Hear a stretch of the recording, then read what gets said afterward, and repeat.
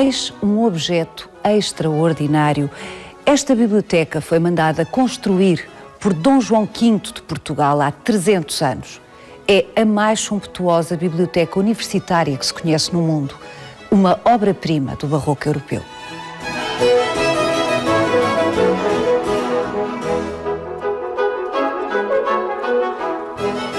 Para lá de peças como estas mesas de leitura, que qualquer museu italiano ou francês se orgulharia de possuir, a Biblioteca Joanina da Universidade de Coimbra conta ainda com livros que representam o que de melhor havia na Europa culta do século XVIII. Vai querer saber mais? Venha connosco nesta visita guiada.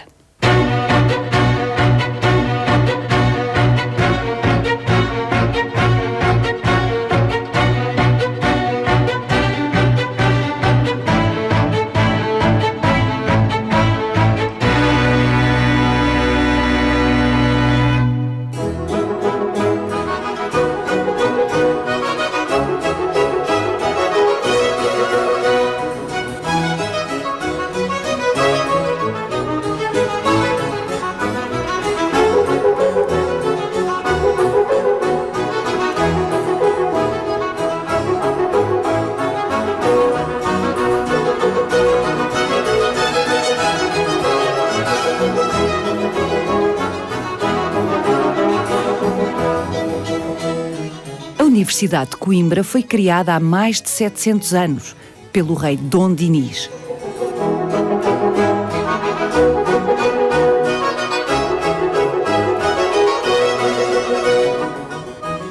Em 2013, a Universidade de Coimbra foi classificada pela Unesco como Património Mundial.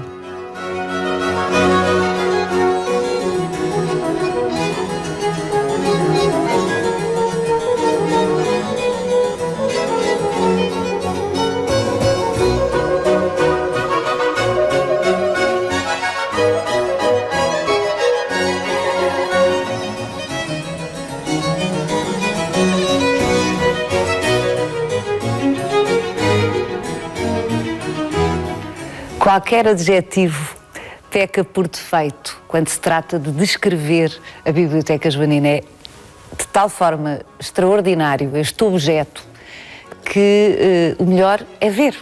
Sob que figura estamos nós aqui? Logo à entrada, na primeira sala. O céu que temos por cima é ocupado pela figura da sabedoria. Estamos num templo da sabedoria. Parece uma igreja, mas não é um templo sagrado. É um templo laico, é um templo dos livros. E a sabedoria preside em cada uma destas salas. Os outros tetos, portanto, são 3 salas consecutivas. São 3 salas consecutivas e a sabedoria vamos ver o outro. E a sabedoria está presente no centro de cada um dos tetos. O que significa... Em representações diferentes. Em representações diferentes. O que significa que quem entra aqui está sob a égide da sabedoria. Na primeira sala estão 4 figuras que representam os 4 continentes, a América, a Ásia, a África e a Europa.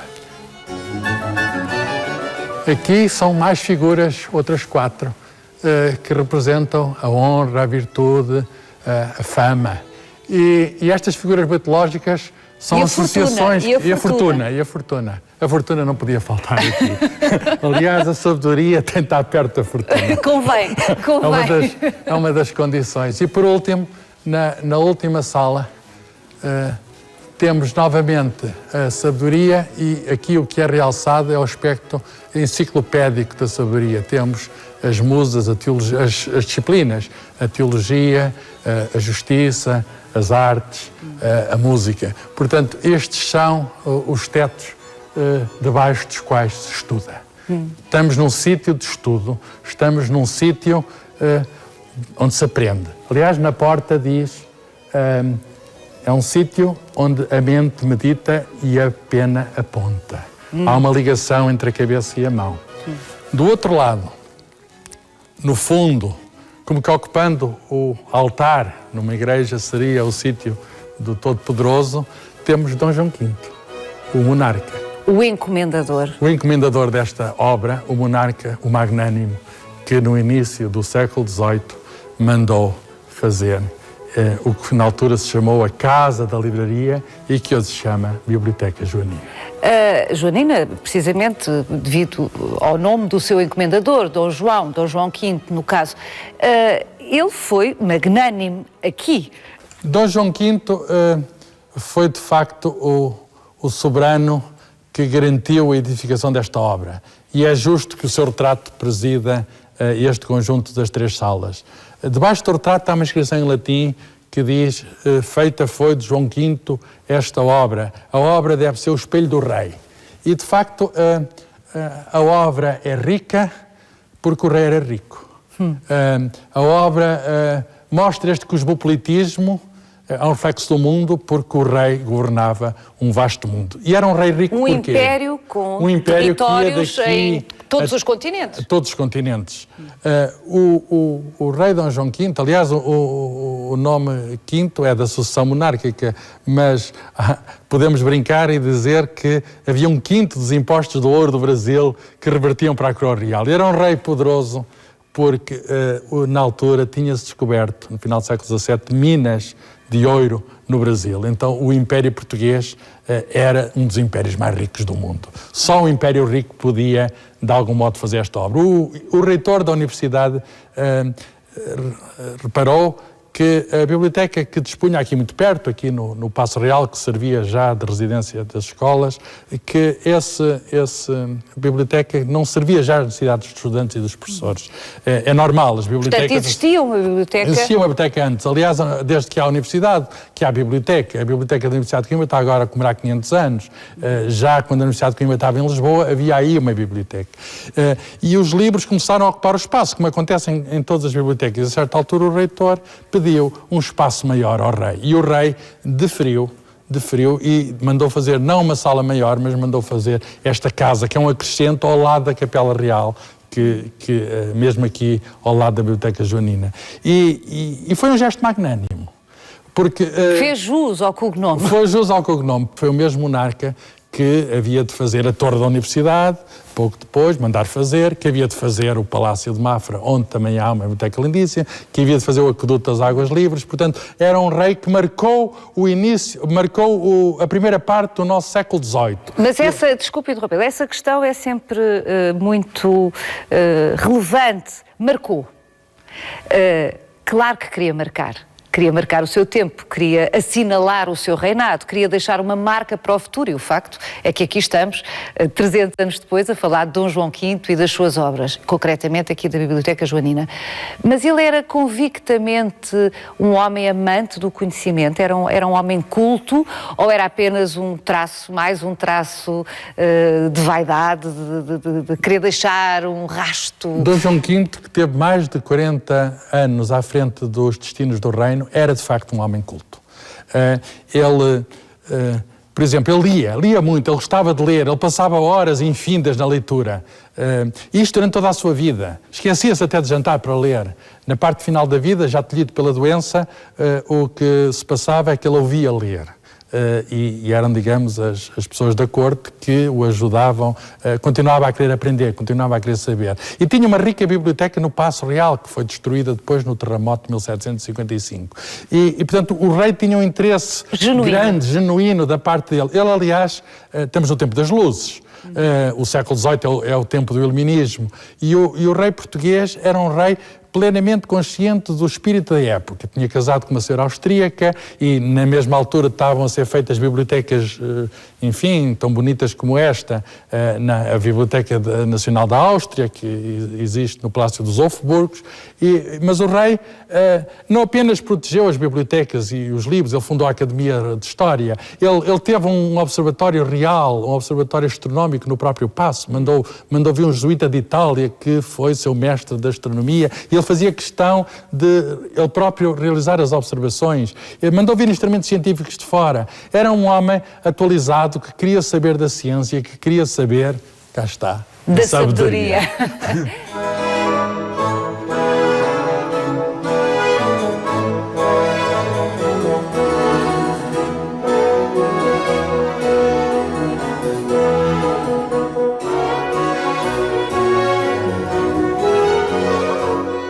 estávamos no século XVIII, que é o tempo na ciência do Newton. Este espaço foi feito no tempo do grande Newton, que é, digamos, corresponde ao auge do conhecimento dos céus também. É o tempo também na música do Bach, Johann Sebastian Bach, ou o tempo de um grande músico que o monarca trouxe de Itália para Lisboa, que é um dos maiores músicos da época e de sempre, Scarlatti, Domenico Scarlatti, que teve alguns anos em Portugal e comentou, quando cá esteve, que não era preciso ele ter vindo, porque havia aqui também músicos notáveis. Ele estava-se a referir, por exemplo, a Carlos Seixas.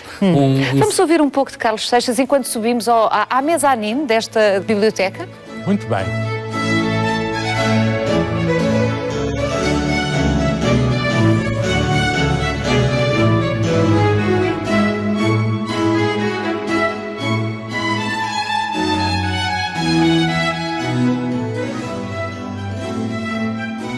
Bom, de qualquer perspectiva, a Biblioteca Joanina é deslumbrante. Mas aqui estamos mais perto da sabedoria. É ainda mais perto. É uma relação de proximidade física. Mas, Carlos, este espaço, que é de facto um espaço que celebra e promove a sabedoria e o conhecimento, é, antes de mais, um objeto plástico incrível. E, ao que sei, trabalharam aqui cerca de 150 artistas. Sim, artistas principalmente portugueses, mas também alguns artistas estrangeiros. Foram, por exemplo, portugueses que pintaram estas chinoiseries, estas representações orientais que estão ao longo de todas as estantes. Ainda hoje a biblioteca guarda os recibos de pagamento de Manuel da Silva, um artista português que fez estas pinturas que, no fundo, representam o mundo dentro da biblioteca. A biblioteca representa o mundo e o mundo está aqui estampado. E, por outro lado, aquilo que já sublinhou aqui, Dom João V era, de facto, rei de um império vastíssimo em todos os continentes. A folha de ouro era o ouro do Brasil. Isto resplandecia na altura, agora já não ofusca tanto, mas podemos imaginar os primeiros olhares boquiabertos. Se é que o olhar pode estar boquiaberto. Aqui pode. Estas mesas são feitas com madeiras tropicais por um grande artista italiano, é um dos tesouros desta biblioteca, Francisco Galdino. Qualquer museu do mundo que se ocupe deste arco temporal ficaria encantado por ter estes objetos. Ao que sei, demoraram 2 anos estas mesas a ser feitas. E foi um conjunto de vários artistas sob a direção do italiano, e estas mesas, que são verdadeiras obras de arte, foram mesas de trabalho. Por aqui passaram alguns dos grandes nomes da cultura portuguesa, porque era, a certa altura, a única universidade no reino e no país. O Terra de Quintal passou por aqui, Essa de Queiroz passou por aqui, e, portanto, trabalharam nestas mesas. E isto dá um espírito muito particular a este lugar. Não é apenas a arte, não é apenas os livros, é também o ar que se respira, que foi respirado por outros. Para chegar aos livros lá de cima, e há nesta biblioteca cerca de 55 mil livros, nos 3 pisos deste edifício, coloca-se uma escada. E a escada está dissimulada dentro da estante, convenientemente pintada, e tem aqui um pequeno truque para colocarmos a escada, e esta escada depois vai assentar aqui e posso subir e ir mais alto buscar um dos livros desta estante. E todos estes livros hoje estão funcionais, significa que... Os livros estão funcionais, mas deixe-me sublinhar, quer dizer, isto é design português, ao que sabemos, que funciona exemplarmente, qual design escandinavo, há 300 anos. É uma solução muito imaginativa que surpreende e funciona. Ainda hoje esta escada é usada pelos funcionários da biblioteca quando alguém pede uma das obras que estão no topo. E muitos destes livros podem ser lidos sem ser em presença direta, porque estão digitalizados e podem ser consultados em todo o lado do mundo graças a novas tecnologias. E, portanto, esta biblioteca... Nós estamos a passar agora o site... Alma Mater é o repositório de livros antigos da Universidade de Coimbra, onde há cerca de 7 mil obras que podem ser vistas fez no conforto do lar ou até em viagem num telemóvel, e portanto a Biblioteca Joanina é uma biblioteca aberta. A Biblioteca Joanina, que representava e que tinha conteúdos de todo o mundo, nesta altura está acessível a todo o mundo. Em todo o mundo. Extraordinário. E esta obra polifónica, no sentido em que tem tantas frentes de mérito e tantas competências, e como já dissemos, os artistas foram de tantas artes, escultores, pintores, marceneiros, pintores. O teto é de 2 pintores portugueses de Lisboa, que pintaram isto. A pintura foi restaurada nos anos 30 do século XX, mas foi a única coisa que foi restaurada. Tudo o resto está tal qual foi feito no século XVIII, o que significa que estamos numa cápsula do tempo. As condições aqui nesta biblioteca são condições muito particulares, até do ponto de vista ambiental, de modo a preservar os livros, a arte. A temperatura é perfeita. A temperatura, isto tem a ver com a construção do edifício. Há um mistério, não se sabe quem foi o arquiteto. Era o que eu ia perguntar, não se sabe, não é? Há um mistério e os historiadores podem... Houve um mestre de obras português, Gaspar Ferreira, que tomou conta da obra, mas ele ia a Lisboa receber instruções e vir o desenho. Pode ser um francês, pode ser um italiano, mas estou certo que alguém vai desvendar, um historiador de arte vai desvendar o segredo do arquiteto da Joanina. Conhecem-se o nome dos artistas, conhece, digamos, há relatos minuciosos sobre como é que isto se fez, mas não se sabe quem foi o autor do desenho. Do conjunto, não é? A razão para termos este ambiente, esta atmosfera aqui tão agradável, que ao longo do ano a temperatura é constante, a umidade também é constante, é que, além da disposição da sala, as paredes são paredes enormes, são paredes de 2,10 metros. Estamos aqui junto a uma janela e... A profundidade. E estas paredes garantem que não haja grandes amplitudes térmicas. E, portanto, isto era um sítio onde, estamos a imaginar isto no século XVIII, no século XIX, não havia ainda iluminação elétrica, só se funcionava com a luz do dia, por estas amplas janelas penetravam os raios solares e só se podia ler enquanto existisse a luz solar. Mas as condições eram condições boas de leitura, e isto era um sítio onde durante muitos anos foi aqui que se formou, digamos, as elites da sociedade portuguesa. Talvez conviesse agora determos naquilo que no limite era o coração desta casa, que são os livros. Eu mostro-lhe alguns livros, alguns dos tesouros desta biblioteca. Vamos ver.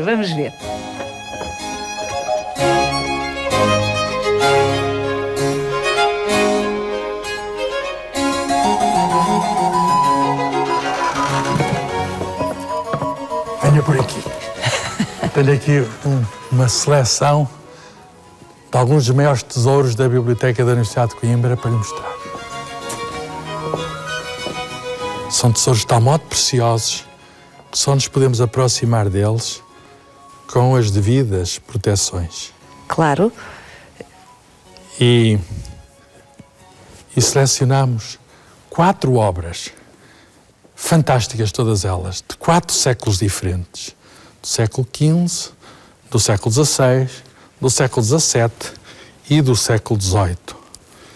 A primeira é uma Bíblia hebraica, o Antigo Testamento, da família Abravanel, uma família judaica. O Abravanel foi tesoureiro do rei Dom Afonso V e depois caiu em desgraça, foi para a Espanha. É uma obra manuscrita, agora já posso pegar. É uma obra manuscrita. Imagine-se o trabalho que é escrever todo em hebraico, todo este volume. Mas agora repare-se, no frontispício do livro, estas decorações são versículos do Gênesis, do Antigo Testamento. No princípio é texto, o desenho é feito de texto. No princípio criou Deus o céu e a terra. Este livro esteve muito tempo escondido, com certeza, das fogueiras de Inquisição. Este livro foi escondido também quando os franceses ocuparam Coimbra e também tomaram conta da universidade. Este livro está aqui e resistiu a 5 séculos e é uma marca que é possível resistir ao obscurantismo, resistir, digamos, a forças que são, de algum modo, forças escuras. Os livros são candeias na escuridão e nós conseguimos, mesmo quando a noite escura, consegue-se guardar muito bem guardado, como sempre foi, e trazê-lo até aos dias de hoje. Este é um dos livros mais extraordinários da história de Portugal. É um dos 3 volumes dos roteiros da Índia, do Dom João de Castro. Dom João de Castro foi o vice-rei da Índia, e esse vice-rei foi também um cientista. Ele vai de Lisboa, na carreira da Índia, até Goa, com a bússola na mão, a registar dia após dia todas as observações, na esperança de conseguir determinar a longitude, que era um problema, mas não conseguiu. Mas registou tudo, registrou inclusive correntes, marés, ventos, tempestades. E, chegado à Índia, ele faz estes mapas riquíssimos que mostram as caravelas portuguesas, que mostram os povoados portugueses, os castelos portugueses, os marinheiros portugueses. Vêem-se aqui. Vêem-se aqui com a bandeira portuguesa, e este livro... extraordinário. É um livro extraordinário porque mostra como é que foi possível que tivéssemos ido até um país tão pequeno, com pouca gente, tenha ido até sítios tão remotos e tivesse edificado estas cidades em estilo, enfim, que é um misto de estilo europeu e estilo oriental. Deixe-me só perguntar, os outros tomos deste Atlas, no fundo, é disso que se trata? É uma espécie de Google Maps do século XVI. Foi feito, este volume que aqui está é de 1541. Os outros 2 volumes estão, um na British Library de Londres e outro na Biblioteca Nacional de Lisboa. Todos juntos formam, de facto, um atlas da presença portuguesa na Índia, e não só na Índia, no Mar Vermelho, no Suez. Quer dizer, este é o 3º volume. Extraordinário. Aqui temos a peregrinação de Fernão Mendes Pinto. Fernão Mendes Pinto foi um dos primeiros portugueses a chegar ao Japão. Chegaram lá em 1542 e levaram eles as armas de fogo. Além das armas de fogo... As armas de fogo que permitiram a unificação do Japão, tal como o conhecemos hoje. De algum modo, os portugueses vão mudar a história do Oriente em termos de introdução de tecnologia. E não é só a história militar, a história científica, os telescópios, os relógios mecânicos são introduzidos no Oriente por missionários portugueses ou então estrangeiros que passavam por Portugal. E isto são os relatos extraordinários. Na altura não se acreditava no que ele dizia, porque aqui já não são as histórias apenas dos heróis, são as histórias também dos anti-heróis. Na China, no Japão, na Índia, na Tailândia, no antigo Sião. E cá está um livro que ele redigiu quando voltou do Oriente, em Almada. Ele era natural de Montemoro Velho, aqui em Coimbra. Está com licença do Santo Ofício. Parece que houve alguma censura, que o relato, digamos, não é absolutamente fiel, mas, enfim, daquilo que se podia publicar. Mas Fernão Mendes Pinto tinha a noção de que era perseguido, e porque ele tinha cindido com a Companhia de Jesus. Tinha sido noviço da Companhia de Jesus. Exatamente. E depois rompeu com os jesuítas. E não há aqui referências à Companhia de Jesus, quando a Companhia de Jesus era uma presença importante do Oriente. Basta lembrar a figura de São Francisco Xavier, com quem ele, aliás, terá tido contacto. Esta é a primeira edição. Esta é a primeira edição. E a primeira edição já póstuma, porque ele deixou tudo preparado para o livro ser editado já depois dele morrer. Demorou 31 longos anos até o livro vir à luz do dia. Dos prelos de um famoso editor em Lisboa, com nome estrangeiro, Pedro Cresbeck, 1614. Com as armas nacionais. Um livro, de facto, que é uma peça da literatura de viagens, não apenas portuguesa, mas mundial.